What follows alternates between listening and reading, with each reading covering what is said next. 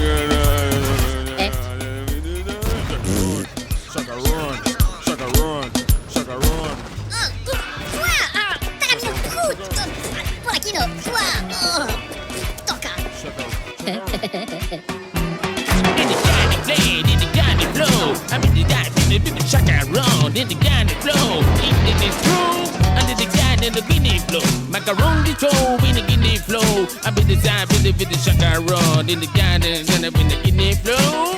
Then I be the guinea flow. Chacarone, chacarone, chacarone, chacarone.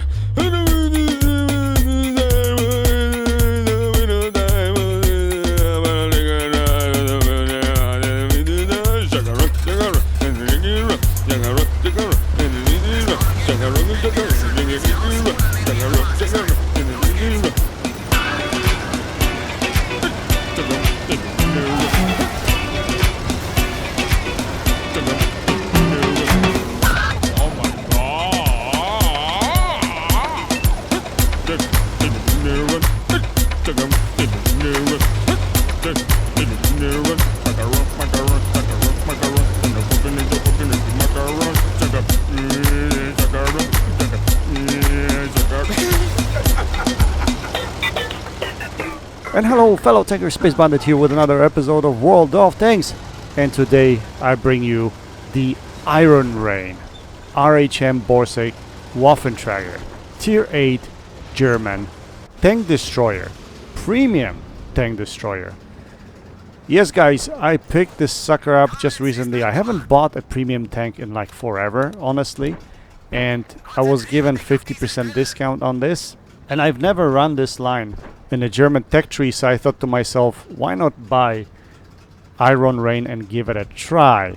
I have pretty experienced crews on my German line, although I don't have tank destroyer line that goes to Waffenträger E100, and I thought this would give me kind of an indication how to play that line. But honestly, I'm totally disappointed in this tank, guys. I don't know what it is. I know it has a high, very high damage potential at 1500 alpha, and you can clip tanks out, but this gun, honestly, for a German gun, I thought this gun would perform a lot better than it does. This aim time, the aim circle on this thing shrinks so slow. It's just unreal. Like, I'm really surprised, especially for a tank that is supposed to be a sniper and very accurate gun. It really isn't, and that's what really threw me off. So just playing, I don't know, 30-40 battles in this tank, I've had enough. I don't think I want to play this tank anymore. And it's not for the damage potential. Don't get me wrong, guys. Damage potential is there. It's just this aim and accuracy. For a German gun, it's not there. It's just not there. So let's quickly take a look at the specs for this tank. It has 1100 hit points, which is basically nothing. 2 tier 10 sneeze on you and you're dead. That's pretty much it. It has 128mm gun with apparent accuracy of 0.37, which for German gun, guys, it's not really very good. Aim time is 2.7 seconds. That is horrible. And especially in between the shots, it feels like it aims forever. My current reload on this gun is at about 38 seconds plus, which is very, very long. So once you fire your 3 shells, you better hide or run away, because, you know, you're gonna get taken out in basically no time, especially in a tier 10 game. Interclip reload is at about 2.5 seconds, roughly. From my kind of observation, which again is not the best. It's not like you can go there and fire off your 3 shells in 3 seconds and deal all that damage.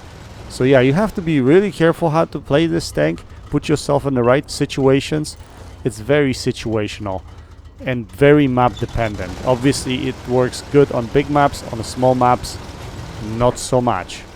Now one thing I gotta give this tank, which is really good, I would say, is the camo. Camo is actually spectacular, and you'll see the evidence of that in this game, which is quite surprising because you can actually remain stealth even on city maps at very short distances, which gives this tank some sort of an advantage.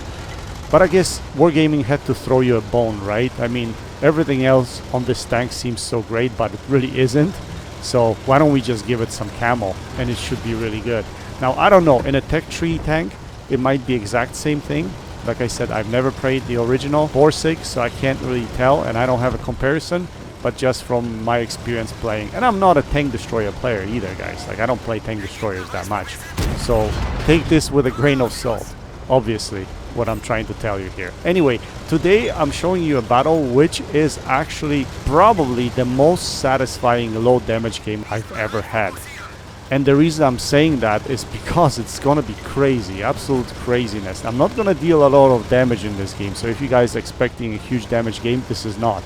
But it does go down to the last 3 minutes of the game, and we're gonna come down to 1v1 to try to close this out. And that's what makes it so satisfying, because in this game, not only we are on a city map, which is absolute crap, we are bottom tier without much of space to really operate with this tank. So how do we play it? I basically took it to the location that I know that is probably the most prominent when it comes to tank destroyers. This is where people take their tank destroyers. So that's what I thought, okay, may as well I do that. I tried to play this tank close up and personal, but it doesn't work that well. Every once in a while, you basically have no armor, so it's hard to fight it close up. The actual gameplay for this tank should be long distance sniper and remain in hiding as much as possible. Anyway, let's move to the game and see what's going on over here. So as you can see, my original location didn't pan out that well. I didn't really get much damage, and we were leading this game quite comfortably, so I thought this game was pretty much in a bag, that it's over pretty much. But then there are 2 tanks on the opposition team, German Super Heavy and Object 263, if I'm not mistaken, which pretty much take control of the entire game.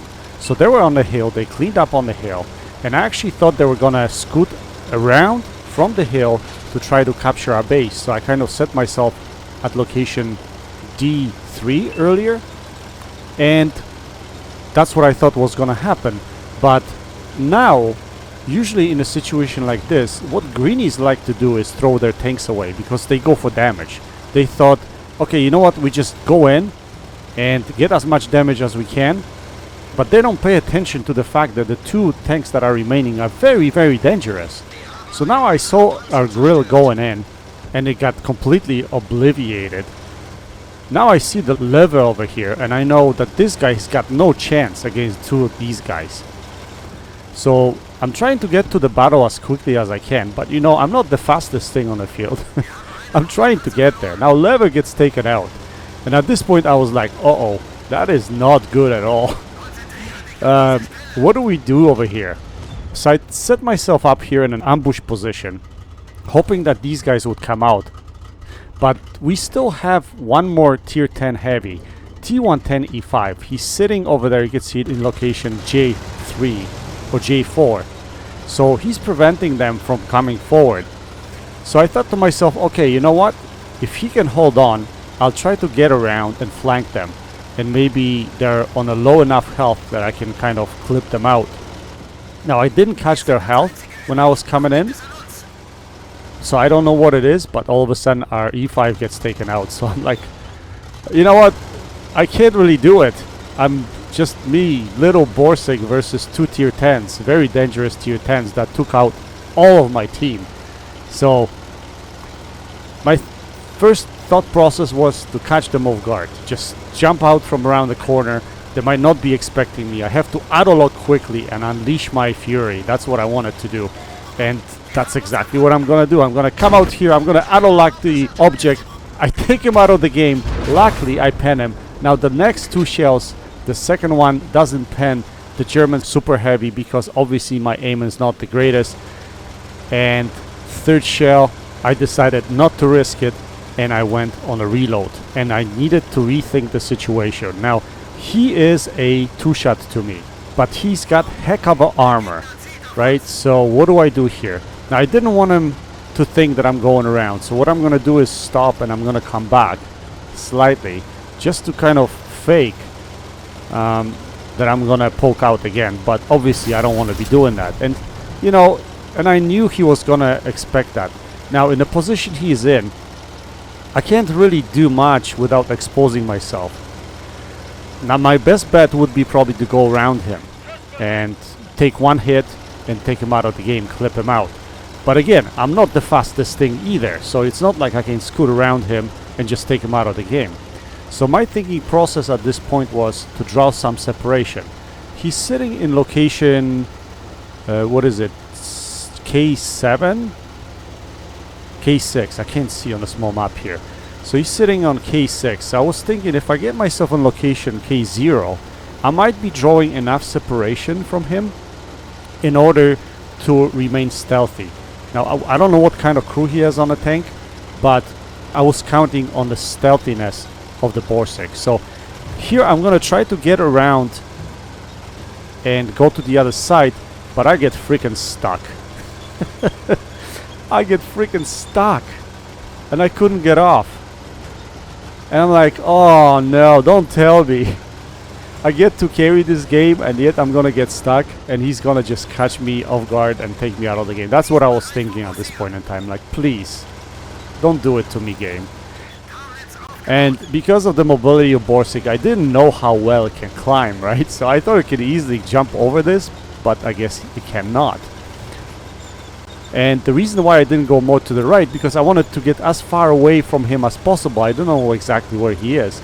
But I wiggled myself out of this situation somehow, luckily. So now what we're going to do is we're going to kind of try to set up for a side scraping position. Although I don't know if it's going to help me. Probably wouldn't anyway. But if I need to get away fast, that's what it's going to do to me. I can get away quickly downhill. And I spot him, he does not spot me, so we put the first shell into him. Now he knows where we're firing from. I was counting on that second shell to hit, but this aim, it doesn't let me. It just doesn't let you hit right away, second shot. And the third one was just wishful thinking. I tried to go for his scapola because, you know, he was covering behind that wreck. So I went on a reload here, and I know that he knows that I'm on a reload, and I can see in the corner of my eye that he's coming after me. So I know he's coming for me, and he knows that this is his opportunity, that I have really nowhere to go. And that's what I was thinking to myself. I'm like, I really have nowhere to go. All I can do is I can get up here somewhere around this area, maybe behind this little rebel pile, turn around and set up an ambush position. That's basically what I was thinking. That's my only chance. If I lose my clip and I don't clip him out, I'm dead. I'm definitely dead. So I have to take advantage of the situation. So the thinking process here was, if he shows up, and he's got a rear mounted turret, so if he shows up, I want to be able to track him first and then take him out of the game. That was the thinking. So we're gonna wait for him. He shows up, we track him, yes, and we have the lower plate shot. Can we pen it? No, we cannot pen from this angle. So he puts a shell into us and then he gets away. I'm like, this is my last chance, there's nothing else. This is do or die over here. Line up that shot. Can we put it in? Yes, we can, and we take him out of the game. Most satisfying low damage game ever. It was all about the angle. And that's the reason I bounced my second shell, and I was thinking I was in a dead water and I wouldn't be able to carry. So many things happen in this game. It's crazy. We are winning, then we're losing. I take out the tank destroyer, but then I get stuck trying to cross. You know, I track him, I bounce my second shell. It's like crazy, crazy. I've never seen this medal in my life before as well. Halonen's medal, whatever it is, I don't care. Anyway, guys, I wanted to show you this game because of how it transpired and how it finished, so I thought that was great. Overall, other than that, there was nothing spectacular about it. The fact remains that I don't like this tank. I'm not gonna play it much, but if I do have a good game in it, I will show you at some point eventually. I feel sorry for the German super heavy guy. He had a really good game, but I couldn't just let him win. Anyway, guys, I hope you enjoyed this video. Until next time, happy tanking, Space Bandit, checking out.